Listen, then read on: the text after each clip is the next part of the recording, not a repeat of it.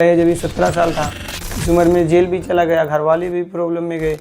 और ये उम्र तो मेरा जेल जाने का नहीं था, पढ़ने लिखने का था, कुछ करने का था, तो वो मेरा समय बहुत नष्ट हुआ। मेरा नाम मोनू रज्जब अली है।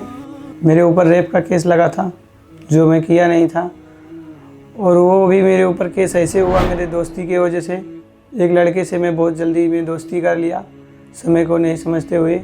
दोस्ती उससे ऐसे ही हो गई। वो मैं जिधर डांस करता था वो कभी कभी आता था देखने के लिए, मुझे मालूम भी नहीं था। तो फिर ऐसे आते जाते तो मैं सोचा मैं भी नया हूँ यहाँ, थोड़ा पहचान बनाऊँगा।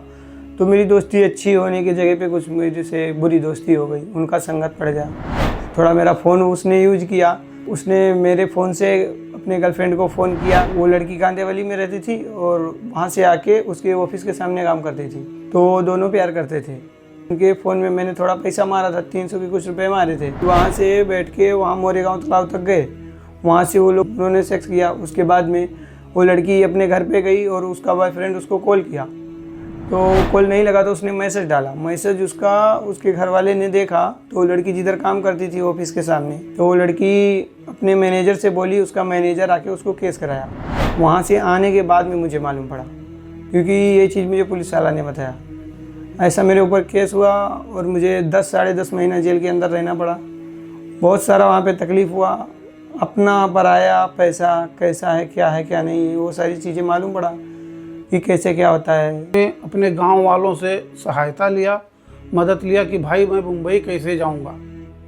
मैं कभी आया नहीं था, तो मेरे गांव वाले कुछ लोग आ रहे थे, उनके साथ में होकर के मैं यहाँ पे आया मुंबई में आया। तो हमको ये नहीं मालूम था मेरा भाई है किधर। फिर मैं जो मेरे भाई के बचपन के दोस्त लोग थे, इधर उधर रहते थे, उनको फ़ोन किया और उनसे पूछा, तो वो बताया कि हाँ वो नाला सुपारा में रहता था। फिर उसके बाद में मैं उसी वकील के मोबाइल पे फ़ोन किया और उन्होंने बताया कि वो थाना सेंटर जेल में है। और मैं जब भिमंडी जेल में, मेरा जेल में से ट्रांसफ़र हुआ, भिमंडी जेल में गया, नाबालिग जेल में, तो वहाँ पे संसदा वाले आए थे। तो वो वकील सर मेरे से बात किए, मेराज खान, कि तुमको छूटने के लिए यहाँ पे कैसे आए हो, क्या केस हुआ। मैंने उनको सारी चीज़ें बताया।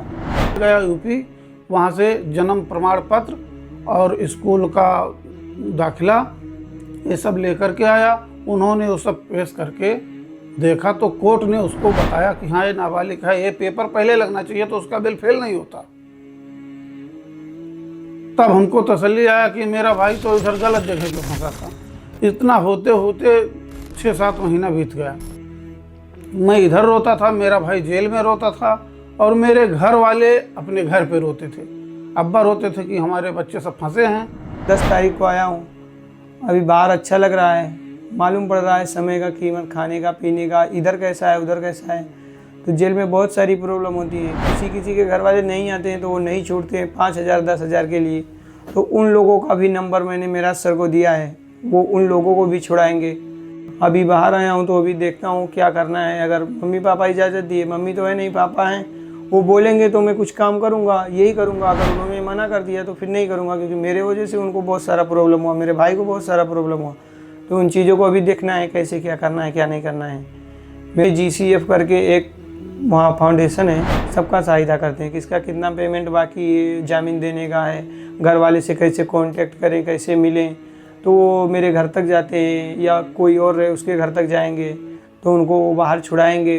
फिर उसके बाद में भी वो बोलेंगे तुमको और कोई तकलीफ़ है, तुम कोई बिजनेस करना चाहो तो उसमें हम तुम्हारा सहायता कर सकते हैं।